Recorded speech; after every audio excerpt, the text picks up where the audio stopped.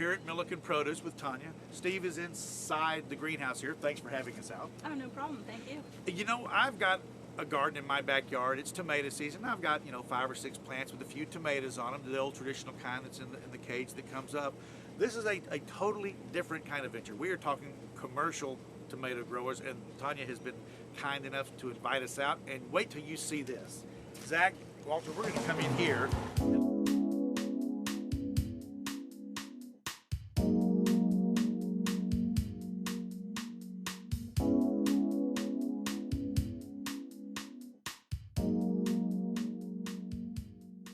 Okay, let's get up and go over here so Zach can pick us up. Tanya, tell us a little bit about Milliken Produce. Well, we started growing tomatoes in the greenhouse about 4 years ago. There is definitely a market in the area for tomatoes year-round, and we wanted to meet that market. So we decided we were going to put up a greenhouse. We've both had about 25 years of combined experience in agriculture and greenhouse growing. So we went out on a limb, got some money together, constructed this greenhouse pretty much ourselves. We had some help from some other people, and put in a crop. We go ahead. Well, your growing style is, most people have never seen this. I see twine wrapped around the vines, and if they can see it down here, these vines 30, 40. Oh boy, by the end of the season, 50 to 75 foot long. And the reason why we grow like this is because we grow 10 months out of the year. We're not just doing a summertime crop. Right. Where you just put it in the ground, harvest a couple times, and then get your plant out. Right. We put our we seed out in July. We put our transplants in, which are about 6 to 7 inches, in the greenhouse in early August, and then we start harvesting in early November. Our goal is to get at least a harvest in before Thanksgiving. We go all the way to about 4th of July. So, hence, that's why we have to grow like this. You have a lot of tomatoes here. So, who are your customers? I have some great customers in this county. We'll start off with some of the chefs in downtown Bryan. We've got Madden's, we've got Square One, and we've got Village Cafe. They are great buyers. They use a lot of local produce.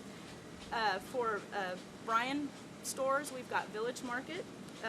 And for some of the bigger commercial stores, we do Kroger in Bryan and College Station, and we also deal with Farm Patch. When you started, was that your goal to go after this type of market? Is that what you were referring to? Yeah, we wanted to do more farmers markets, but in this area we're kind of limited. It just developed to that. Yeah, there's such a need for it that people wanted them in the stores, so we put our product in the stores and we move them pretty well. I'm pretty satisfied, and I think the locals are very satisfied with having a vine-ripe tomato that has flavor in November, in February, and March. Okay. And we do pull the plants out in July, and that's because the outdoor tomatoes come in, and home gardeners have their own tomatoes and stuff. So now mine are growing quite well. Yeah. Real quick, we're also going to go see Steve, your husband. He's down in the grafting corner of that. But real quick, we've had a lot of rain lately. Yes. How does rain affect your garden as compared to how it affects my little homegrown garden? Well, in the past 14 days, I say we've had 12 to 13 inches of rain. It has flooded our fields outside. It has flooded the greenhouse. We've had about a foot of water in the greenhouse at each time we have a flood, and it stays in here for anywhere between 4 to 7, 8, 9, 10 hours. That can't be good for the tomatoes or the plants themselves. It is not. It is very hard on the tomatoes, especially the ripe ones, because they're sitting in water, and it breaks them down, especially if they already have something they might have a nick in them, or they might have something going on where it's just going to break them down so incredibly fast. So, and additionally, it brings in all kinds of bugs. It's humid. Fungus. Everything washes down this way. Everything that's in the water. And you see on the ground, if you see that it's completely wet in here all the time when it floods, and that's not good for the plants. You need some drying out. And then the bags sit in water for a period of time, and that's also bad. So it's just one of these things we have to deal with when you're a farmer. You got the ups and downs of the weather, and you make the best of it. And next year we're going to grow, we're going to figure some stuff out. We're going to lift these vines up off the ground, so next time we get a foot of water in here, it won't matter as much. My tomatoes are going to be fine. They're not going to sit in the water. Okay, well, we're going to let you go do something over here. We're going to go catch up with Steve. Right. He's down in the grafting areas, as I say. Grafting area. He's down there. So Zach, I think you can see Steve. You down there? Y'all ready? Okay. We're going to go down this way, and let's go talk about grafting.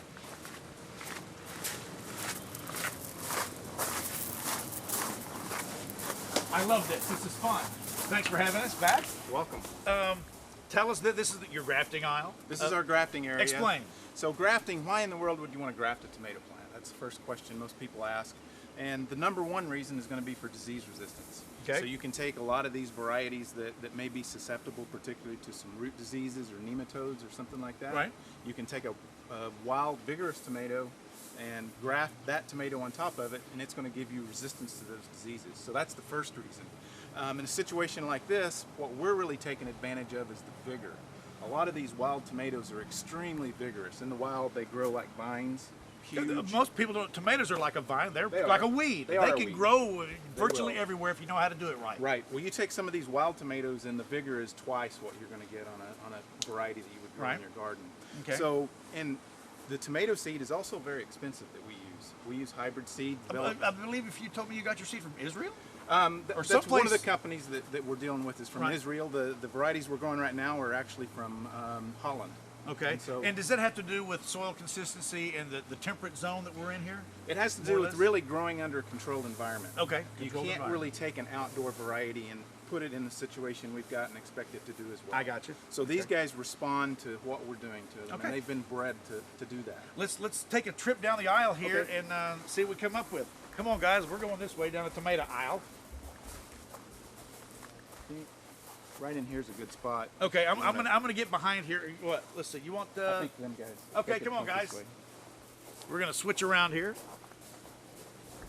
This is live TV. What can you say? We're gonna shoot this all in one take. Okay, point something out here to us. Okay, What are we here's looking at? here's a grafted plant right here, and so the union Oh, Zach, can you get this right here? right here, that's where it was grafted at. And as a matter of fact, I've got an example I can show you. The plant Okay. right here that's been grafted at a much Oh. smaller stage. Okay, so this So is the here's the stage you process. would graft at right here. This is actually a little bit later. We've grafted them much smaller than this, but this plant was grafted right there. And Can you can see that the okay, Zach? joint. Okay. See the joint where it was grafted? Okay. And so the so- rootstock is different from the top. So when you do that, do you just like cut it at a certain angle and actually just put a Band-Aid around Actually, it? this Put little some clip. Neosporin on it? See this little clip? right? You put the clip on, you cut them at an angle, and then place the clip. And like I say, this plant's larger than it's Right. been grafted for a while. Clip it on at an early stage. And that's more or less like the ace bandage or Exactly. the bandage around it just to get it to So grow. you put it on there. There are a few other things you have to do, like get it in a misting chamber to keep the humidity I up for got about you. a week until that Oh, graft Tanya's heals. got something back here. Is this one that's That's been... that's a grafted watermelon. This is a watermelon. Different This is style. Oh, looky here. And it's, I take it down here with this little silver Band-Aid. Yes. Is that what I'm looking at? Zach, can you see that? Right here below that leaf. So you just cut it with a shear. and We just use a razor blade, a very razor sharp blade. razor blade. You want it to be clean. Almost like a scalpel in Exactly. surgery. That works good. Okay. And this actually is a method where we grafted where you don't need the misting chamber, and so anyone could do this. At Okay. home. Okay. So this is a concept. I mean, if a home gardener knew how to do this, he could do this. Oh, yeah, anywhere. absolutely. Very basic home Absolutely. gardener can do this. Okay. No problem. Absolutely. Okay, back so down here's here. the result. Okay. So we've got this plant that was grafted, and like I say, once it's healed, it's hard to find even where it was at. Wow. There's a little scar that's left. Okay. And when I was talking about the seed being very expensive, what Right. we can do on the grafted plants is we actually pinch the top off. And so we wind up with 2 plants. It V's out after you pinch the top off. Yes, we- Okay. and So you so have we- 2 we productive vines. 2 vines that are growing up. Instead of without grafting, we only have 1. Right. So I gotcha. basically, it cuts the cost of our seed in half when we do it Right. this way. And it gives you And twice the as much vigor- product. That's right. The Twice the bigger, yield. and what we've been looking at is That's a marketing thing, I think. Mhm. Twice as much. twice It as much. is. Twice as much.